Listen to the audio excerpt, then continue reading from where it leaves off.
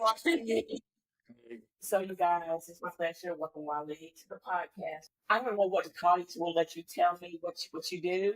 But he's gotten all of our inventory systems together, our forecasting, and all of that good stuff. So I'm excited for you to meet him, and I'm excited for our guests to learn all about what goes into forecasting and inventory management and operations and all the things that we're going to share about. Awesome. I'm excited to hear everything.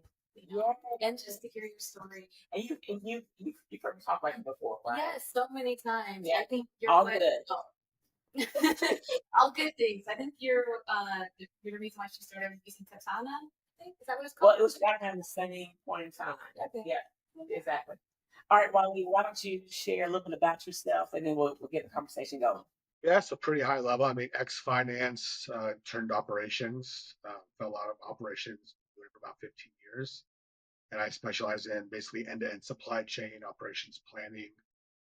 The way I like to put it is I'm basically like an operations mechanic. I go in, I look at either what's broken and what can be improved, and then basically optimize, clean up, fix, diagnose, put solutions in.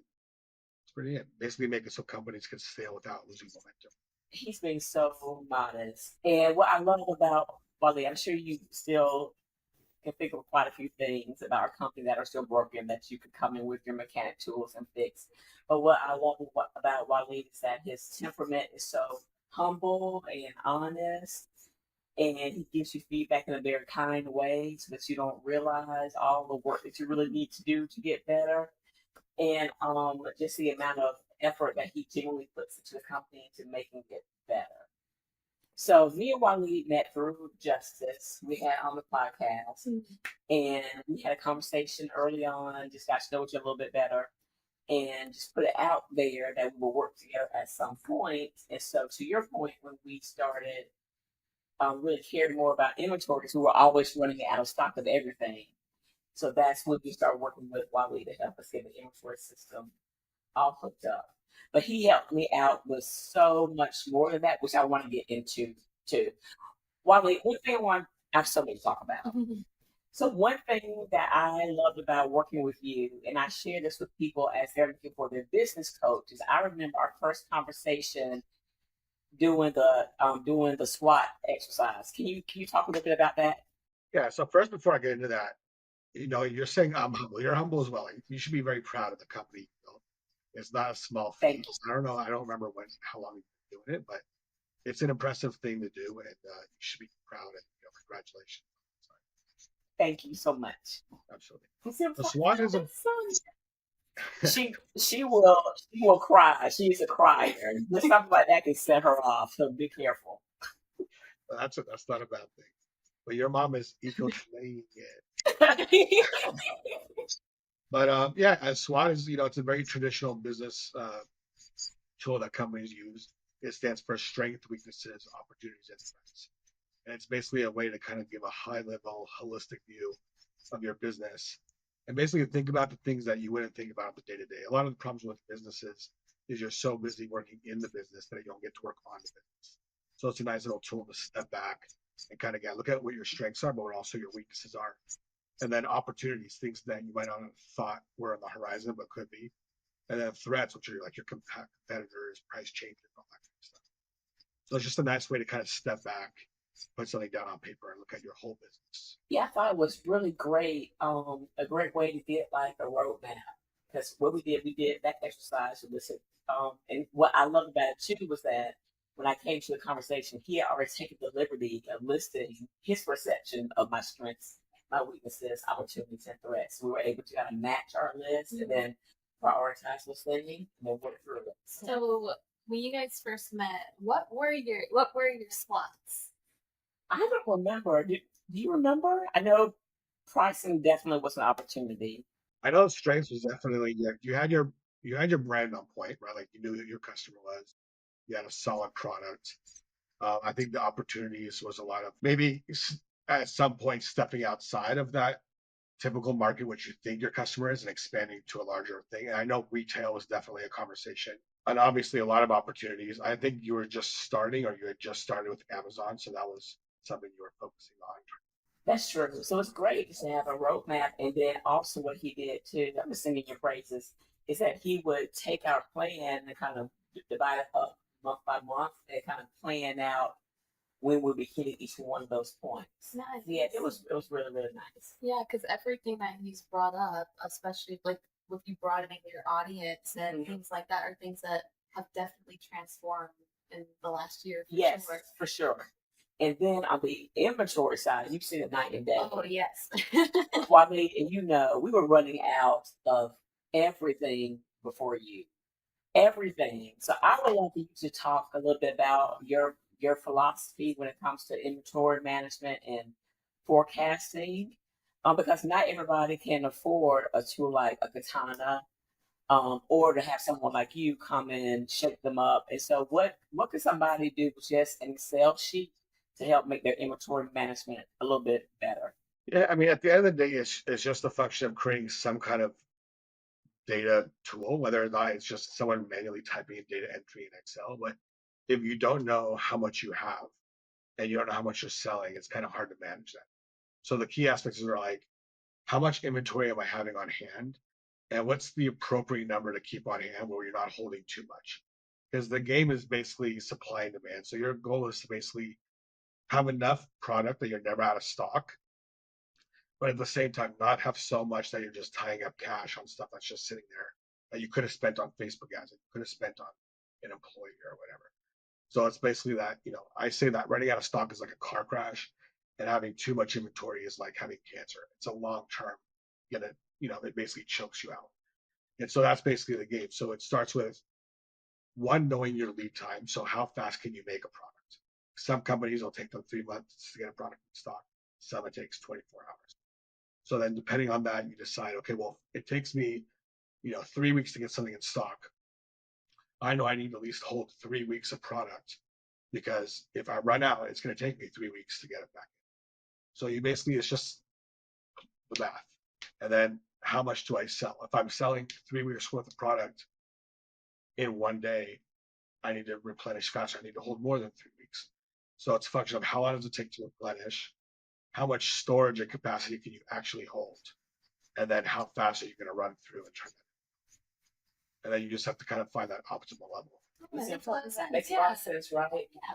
We break it down, it makes so much sense. And what Walid did also, not only did he explain to us that philosophy, but he trained Avery and then Kirsten also to have to do that forecasting themselves.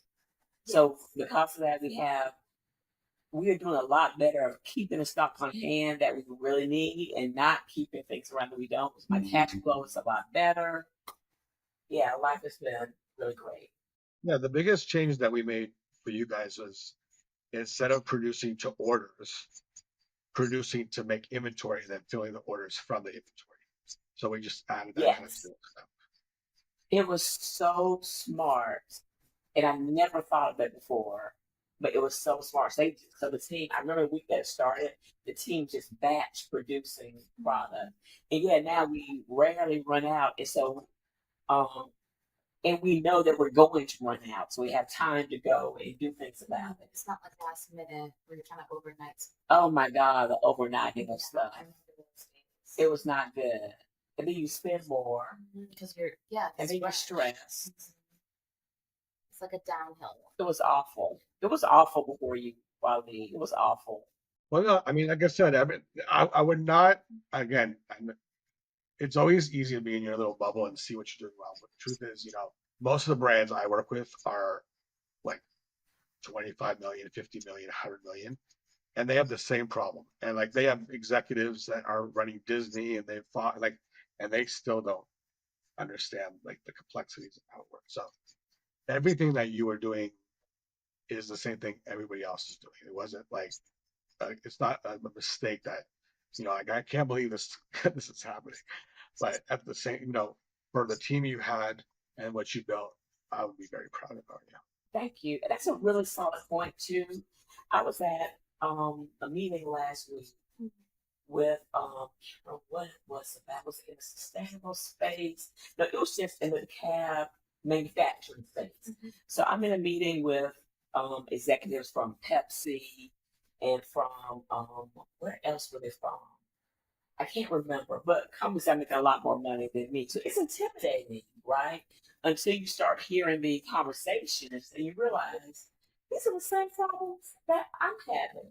Mhm. So I think that's really, really valid, and it's something that our listeners can really take to heart too. Because at first, I remember I was so intimidated. I don't get that intimidated. I was intimidated. Really? I was almost to the point of just walking out. Like, what can I possibly have? It was Pepsi and Hormel. Mm.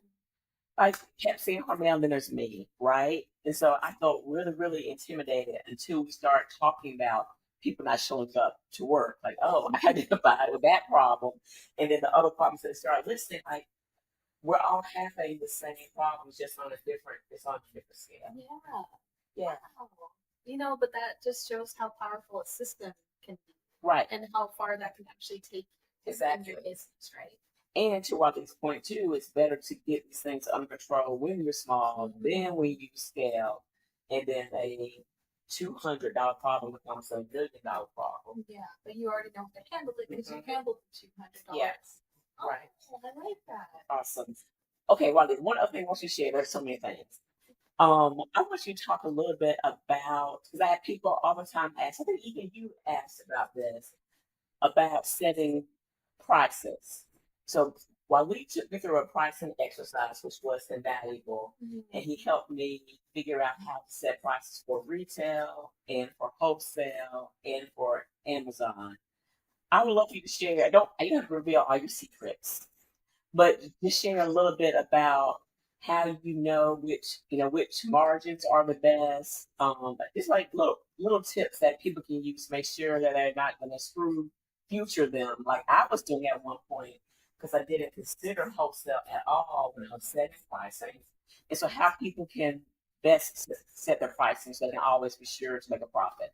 Yeah, so I mean, the main thing is you have to recognize what your actual sales channels are as well. A lot of times, what happens is they'll price at the consumer level, and then they'll go to retail and they'll realize that this price that they're selling it on their website isn't the same price that they're going to sell it to Walmart. And then they bring in a distributor, and now that person wants to make their cut, so they don't like they're basically cutting into the margins that they weren't prepared for.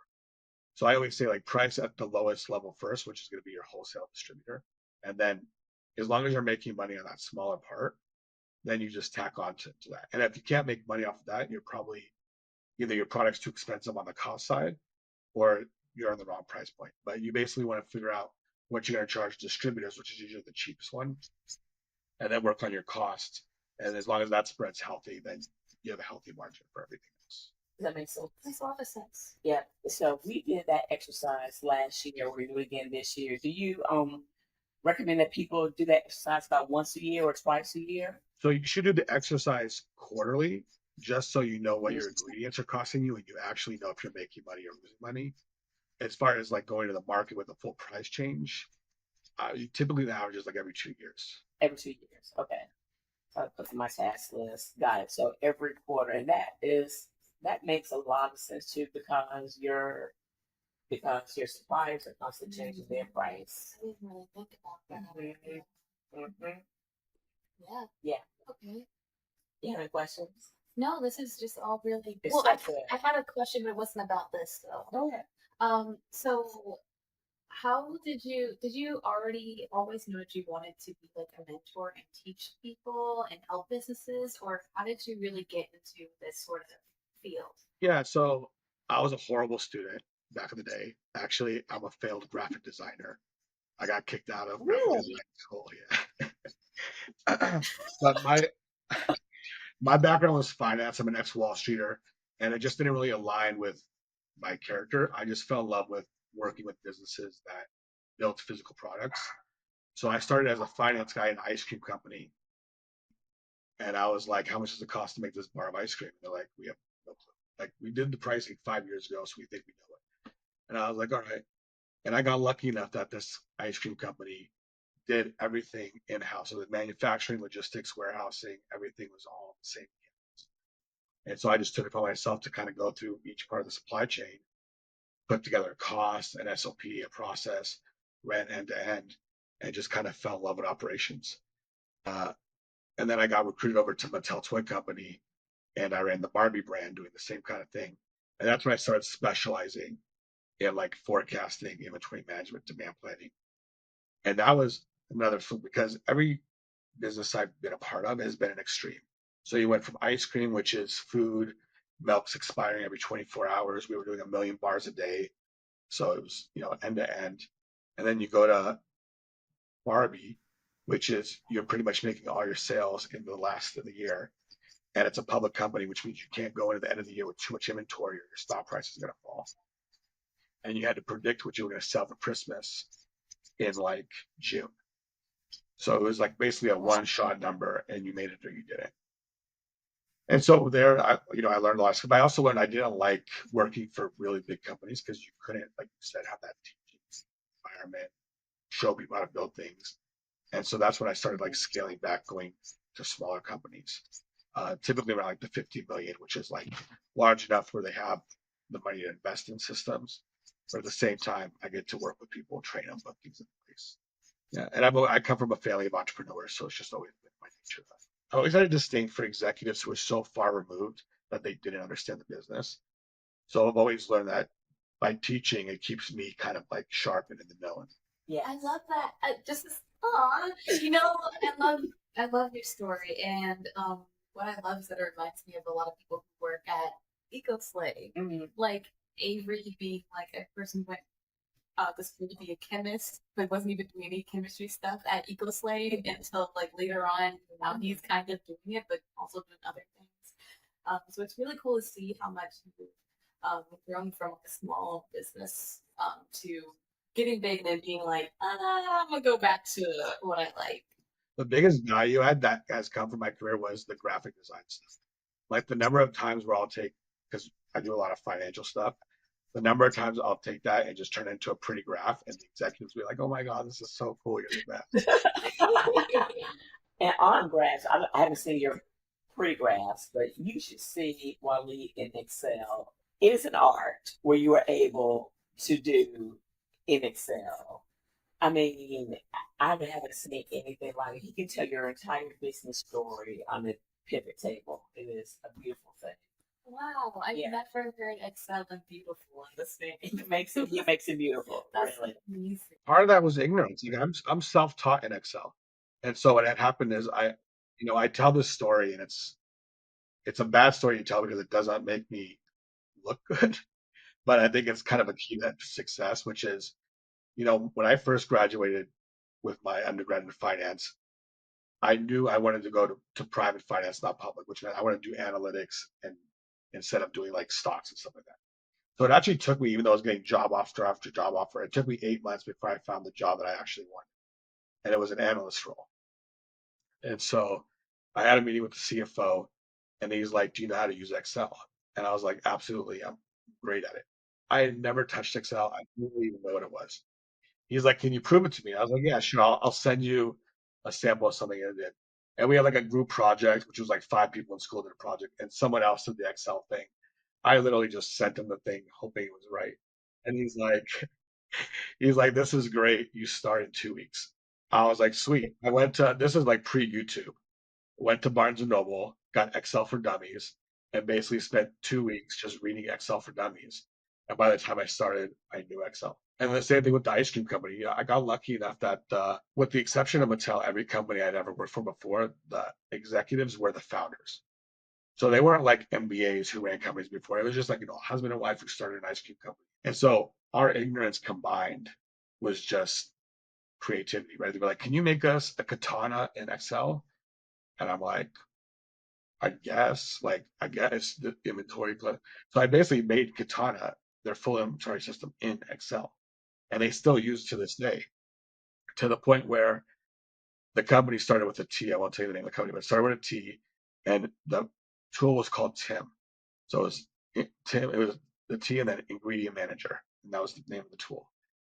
So to the point where, like, a couple of years ago, I went and visited the thing, and they're like, "Are you Tim?" And I was like, "No, Tim isn't a person. Tim is the tool." Like, it got such credit that it became like its own person in the company. Yeah, the biggest skill set for entrepreneurs, and I think this is the difference between an entrepreneur and someone who like works a corporate job, is you just have to be able to figure stuff out. Like, don't rely on SOP or whatever it is. Like, don't expect, like, there's some people you'll try and hire And they're like, if you can't train me and onboard me, I'm out of here. But there's other people that are just like, just tell me what to do and the goal is, and I'll figure it out myself. 100%, right? Yeah. Like every day is different. You never know what's gonna be thrown at you. Well, absolutely. But I've also like one of my professors in college was saying that a lot of times, and people hold themselves back from really cool opportunities because they don't know this one thing that's listed as a requirement in like a job application or something, and don't even consider, hey, maybe I could actually like shoot my shot and figure it out. Like it's especially with all the resources we have today. Right. And to be honest, like life is all about just learning, innovating, and just trying. And you know what I mean? And I feel like that's respectable too. Mm-hmm. You just trying. Yeah. Clearly you did that well and you succeeded from that. So I did not know that your family was the family of entrepreneurs. I know about your sister. So your sister is in the public speaking arena. I want you to talk more about what your sister does, and then I would love to hear more about your family history. Yeah, so my sister, she runs a business called Rise Up For You. It started off as like a women empowerment kind of confidence coaching kind of thing. And then it turned into like she goes into like companies like Google and she teaches emotional intelligence and leadership and confidence and all that kind of stuff. Her background is as a performer. So she was a stage singer, and then she went from singing on stage to teaching confidence on stage for singers. And then it turned into teaching confidence for executives to do TED Talks. And then it turned into going to companies. And so she has a book somewhere around here. She's like one of those 40 under 40 women and all that kind of stuff. And then yeah, I mean we're all hyper successful, but the truth is, I don't talk about it a lot. Most of us became successful after we lost our parents. And that's when it was just kind of like, okay, get your shit together, build something. And my brother's hyper successful, my sister is. There's always a reason why people do what they do. Yeah. Right.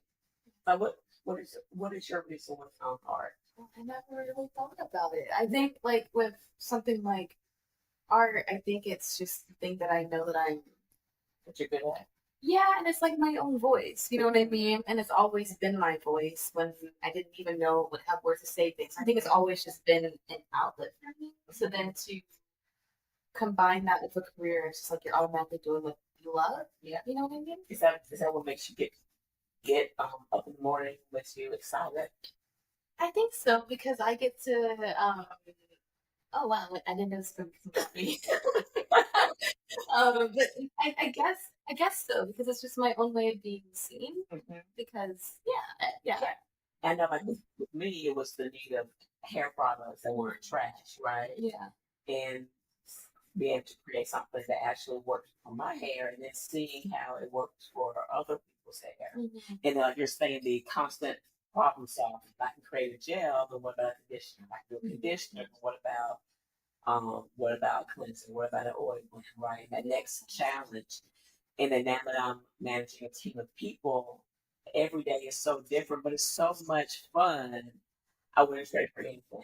And what I love about you and your reason why is that it's something that continues to fuel you when it comes to like you have a good mentor, right? That started the eco later. Because then you're like, wait a minute, I can mentor too, because now I know what it takes to be a good mentor, right? And then same thing with Silver Slay, with you slowly going gray and having people around you go gray. And then you're not gray. You're gray at all. She's not gray at all. I'm gray. But then creating products that again solve that problem in your life, but also solve everybody else's problem. Like, so cool. I think with art it gets really tricky because it isn't like, I mean, yeah, you can make products with your art, but obviously that's going to be for people who already vibe with what you do. But I think it's a little bit difficult to feel like you're solving a problem or something you need. Yeah. Even though art is needed, it's just like it's just a different kind of need than like shampoo, conditioner, clothes, right? Right. So while on topic of art, you mentioned that you originally wanted to be a graphic designer. What made you shift? I was just a very selfish artist in the sense that I was so into it for myself that I was like, I want to draw what I want to draw. Don't tell me what to draw, kind of stuff. And I was like, I just don't want to spend my time having other people tell me how to use my creativity. So I was just like, I see through that. Yeah. Yes. And so with Sydney, it's funny because she lives in my basement. And I have to be your top client, right? I give you constant work to do. You do, yeah. So I'll know that she's behind on the task I've given her, and she'll be at the kitchen table painting something else. And I'll be pissed off because all my tasks are late. And so she can definitely be being a selfish artist. But I think it's necessary, right? To feel your own I color. think it is. I think that's what that's just how you thrive, especially when that's why a lot of times artists aren't artists as careers for that reason. So they can really keep it as like an outlet and keep it selfish because it isn't the same when you're. I mean, it can be fun doing work for other people, but it isn't the same. And that's why when you make an original and someone buys it for like $3,000, you're like, I can pay my bills. I can do what I want. So yeah. So I get Well, it. I think what happens with most art. So there's a reason why you do something, and then there's the way that why manifests. And so I think what happens is a lot of artists, and I'm not saying this is true for everybody, but what happens is they like art because it fulfills a certain why, and they don't explore it, and they're just like, okay, this is my comfort zone. So for me, I was into art, but I also got into philosophy, and philosophy made me see the art in mathematics. And so I got off on just building stuff. So taking math, building, like I'm a builder. And that's why I would rather work for a company that makes products than finance on Wall Street. It's because it's the building aspect to me, which speaks to the artist in me. It's like taking a blank supply chain or an idea, a recipe for a hair or whatever, and then coming out and it's like, painting a canvas, mapping out everything, and then coming out at the end with a finished product that people could use. And so I just learned how to. I think it's one of those things like you can either do what you love or you can love what you do. And I just kind of figured a way to make a match. I think what's really interesting about what you said is that I think a lot of times people separate like analytical stuff and art. They're like you either do either or, you're either analytical or you're artsy or whatever. But the way that you described it makes it seem like you infused almost your art or your eye for design in a way to what you do now. And my question to you is, do you believe that um, analytical stuff and art can merge together, be intertwined? Yeah, absolutely. I when I mentor people, I always figure out if they're more analytical or more artistic, and whatever they are, I focus on the opposite. So for someone who's really artistic, they got that down. They don't need me to teach them anything. So it's like, let me try and tap into your analytical side. So working in what I do with analytics, there's a lot of times where I work with like accountants and forecasters. They're just so analytical. They can't think creatively. It's just numbers on a page and that's all they know.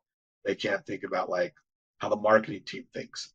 Like one of my, I don't want to call it special skills or whatever, but I'm one of those guys that I could talk to the finance guy, I could talk to the marketing guy, I could talk to the sales guy, I could talk to the operations. It's because I could put myself in their mindset where a lot of people are like, I'm an accountant, I only think like an accountant.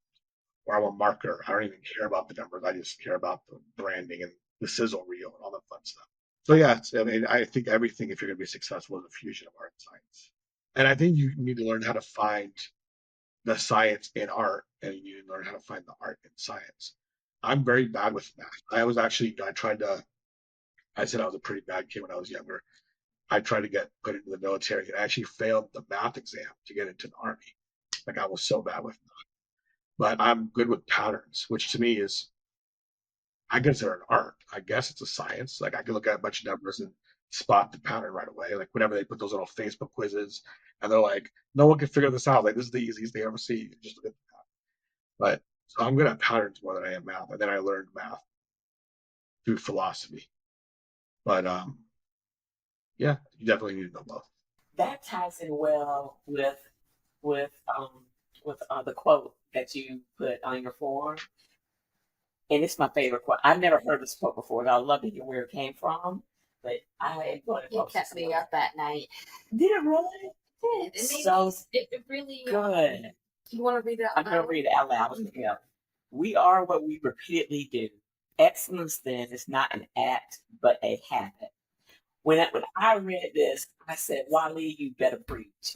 That is so profound. Where did it come from? Usually Aristotle gets the credit for it. There's a debate whether he said it or not, but it's Aristotle. But It's freaking brilliant. Why did it get you up? I think because it just makes you self-reflect about like your actions. Yeah. I think obviously you should always love yourself and be like, yeah, I'm great. But then when you look, but be able to hold yourself accountable and look at your patterns Yeah. and see, have I really been showing up for myself Yeah. in the way that I need to be excellent? Yeah. I mean, that should just be like a journal prompt or just something to always revisit every month, however often you need to, every week to be like, how did I do this week?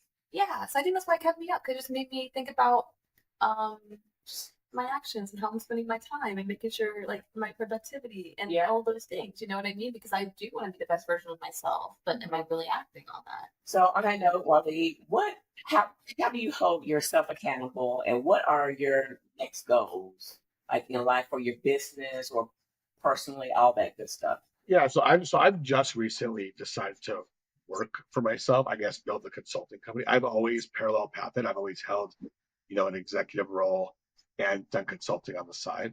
I've just probably within the last 4 or 5 months decided I'm just gonna be a consultant and build that business out. I give myself the credit for this. We were such an amazing client of yours, right? That we. Sure.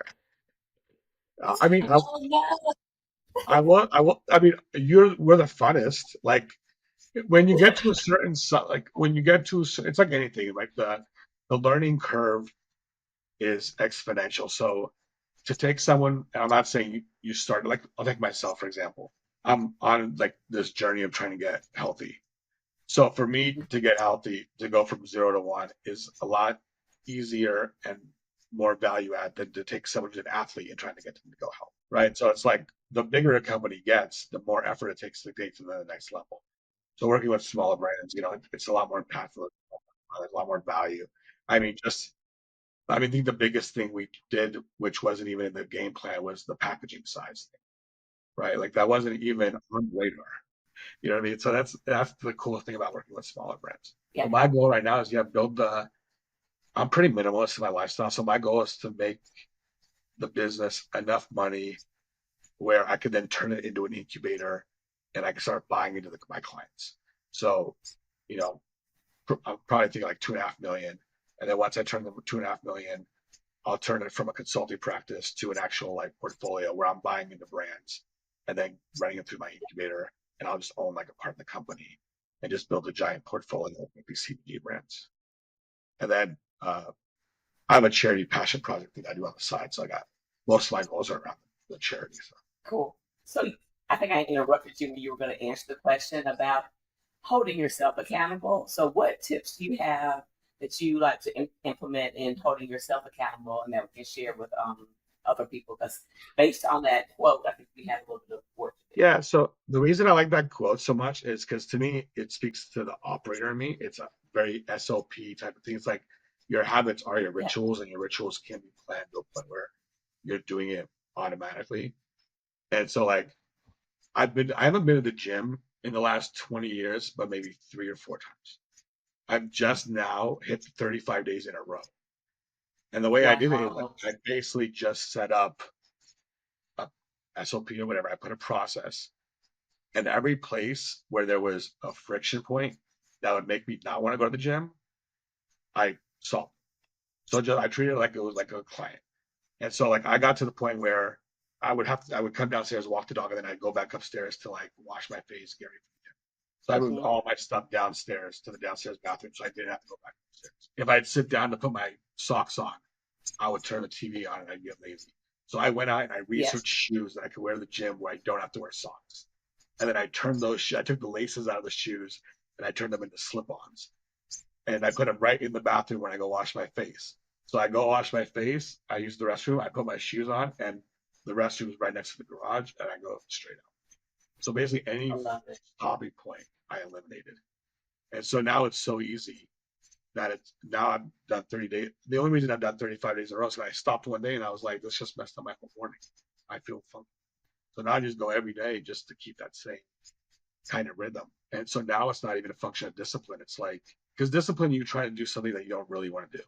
That's awesome. I really like that the idea of just getting anything Out your way. that's like that you know is in your way, out your way. Because I think because me.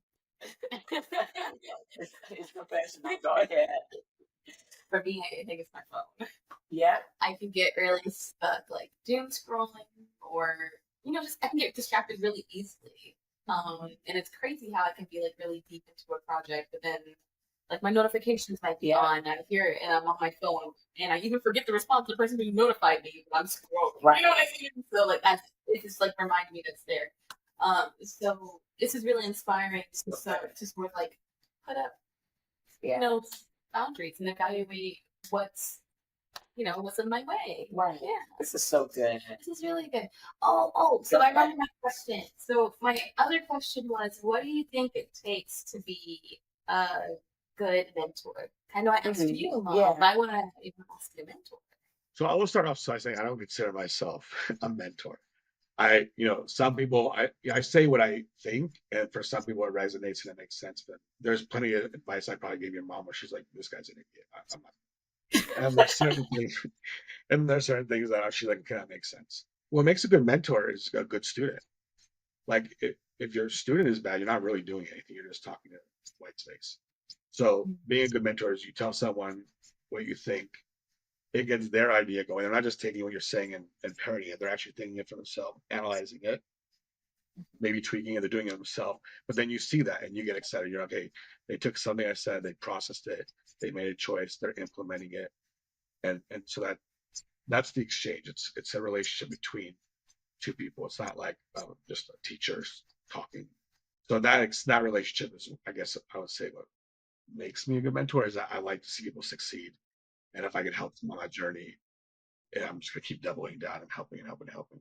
It's so true. And Waleed was there for me when we were doing this pricing thing. I remember the day that I was freaking out. Waleed, I'm sure you remember that after we wrote out the pricing, like, we got almost zero sales.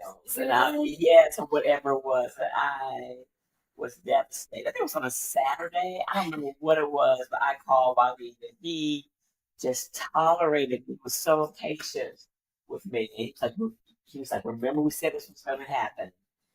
And he was right. I mean, it was like a turning point. That and changing of the size of the pouches. Those two things. And the inventory. I mean, those just major things. And the pricing. Yeah, just this good stuff. And I don't mean when I say pricing, there was one pricing aspect which was adjusting the prices, but another one was making me go through the arduous task of figuring out how much everything costs, and then make sure that all the margins were kind of like what you made me do. Kind of like what I made you. Yeah. Yeah. So Wally, you should know that the next episode that me and Sydney will have is where we revisit this conversation, and we take out our notes and we create an action plan based on a lot of things that you've said. And I have a list already of good stuff. I have a list for me. Yeah, it's good stuff. Thank you so much. Where can people find you? What things do you have to offer people to help them in their business right now? And I think that's it. So share where people can find you and what you have going on right now that can help people's businesses a little bit better. Yeah, I mean, my name is that across all platforms, so LinkedIn, Instagram. Happy to do 15-minute, 20-minute consulting call if it helps people. Yeah, I mean, here to help anybody who needs it. So next business is we need to start. What's Sydney's goal? Let me dig in a little bit. What's your goal? Go for it. Oh gosh, Yes. what is my goal? Go. Because here's the thing, you said something which made sense, but I want to see how you connect the dots. Because in business, what happens is a lot of people always be like, well, just find a problem to solve, and that's your business. So, but in art, that's kind of a hard thing to do, right? You can't really say you're solving a problem. So how do you bridge that gap between like building a business out of being an artist without necessarily having a problem? So for me, I think one of my biggest goals is just to make the world more colorful and more whimsical, and to inspire other artists with maybe other setbacks who maybe have, because I'm visually impaired. And I create very like detailed artwork for my personal art. And so for that, I just want to make the world more colorful. I want to inspire other artists that they can do it too. And no matter what is maybe holding them back, whether it's eyesight related or if it's mental health related or anything like that. And yeah, and so that's led to me like putting my artwork that I hand press them onto hoodies and stuff like that. But I also sell prints. I also do like originals, just like making it also accessible for people too. All right, Walid, get her. Oh no! No, there's nothing wrong with that. I mean, there's different ways of looking at everything. So the reason I asked, so like, and I spoke to this about the why thing. I was talking to a girl a couple weeks ago, and she was an artist, singer, and then now she's DJing. And I'm like, okay, what is this? Are you happy? She's like, not really. And she realized she's like, music makes me happy, but she hasn't found the manifestation of what that is. Right? So I'm like, why does music make me happy? Well, it makes me feel a certain way, and I get to share it. And okay, well, like you could be a producer, you could be an artist, you could be a DJ. Like there's 1,000 things you could be. And so I'm just curious to like how you, because I've seen some of your stuff, and I was very impressed. And again, as an ex artist or something, I've always had a, and it could just be the I was never secure enough to follow that path. So I'm always curious to hear someone who did, you know, speak it out loud. But there's a definite need for, there is a problem that's being solved, and this the problem that's being solved is the people who don't have your skill and need to, because most people are visual people, but most people aren't artists, right? So that find the way of marketing yourself, so like I could translate what it is you're feeling and thinking, wanting to say, and you don't have the ability to make it. Wow. Well, I love your perspective. You make it. I feel like I have more purpose. I know it sounds so like profound. But no, Like you can sign for the fictional consultation. possibly. I mean, because that. Yeah, like the first company I went into, I said that the one that I was talking about, the Excel thing. All I did was take her. There was a person that was there before me, and they did a financial report, and so I was just doing the same thing they did. I didn't do anything new. I took their financial report, and then I decided, because I don't want to just copy what somebody else did. I took the financial report, and on the numbers that were positive, I put a little green arrow next to it, and the ones that were red, they had a little red arrow. And I turned that into the CEO, and the CEO was like, "This is mine. This is so awesome. This guy's so amazing." And because he was a visual person, he wasn't a numbers person. So when you see this report with numbers, you just be like, "There's so much." But you just see little arrows, you're like, "Cool, there's more green than red. I'm in a good spot." Yeah, Wow. Well, thank you. This was. it was so good. Yeah. Thank you, Walid, so much. It was so insightful. I can't wait for us to dig into all this stuff. Me too. I actually might have to watch the recording I back think you and want to take have to notes. also. I should have been taking notes now. But thank you so much. Thanks Yeah, for your of course. time, Walid. See you soon.